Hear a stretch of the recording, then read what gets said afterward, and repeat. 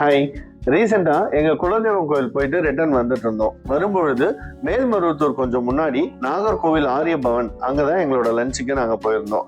அந்த ஹோட்டல்ல என்ன இம்ப்ரெஸ் பண்ண விஷயமே அந்த ஹோட்டலோட ஆம்பியன்ஸும் ஸ்பேஷியஸும் தான். டைனிங் ஏரியால எவ்வளவு பேர் நின்றுட்டு இருந்தாலும் கன்சிஸ்டடா தெரியாத அளவுக்கு அவ்வளோ ஒரு ஸ்பேஷியஸா இருந்தது அந்த ஹோட்டல். அது மட்டும் இல்லாம வெளியில சின்ன சின்ன வாட்டர் ஃபவுண்டைன் வச்சு ரொம்ப பிளசண்டா இருந்தது. அதே மாதிரி என்ட்ரன்ஸ்ல ஒரு சாமி சிலை வச்சு ஒரு டிவோஷனல் ஃபீல் கொடுத்துருந்தாங்க.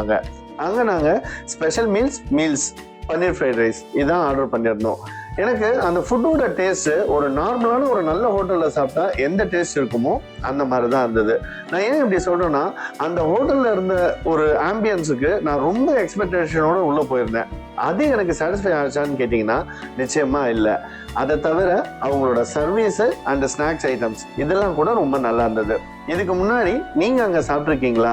உங்களுக்கு அந்த டேஸ்ட் எப்படி இருந்துச்சுன்னு கமெண்ட்ல சொல்லுங்க. தேங்க்யூ.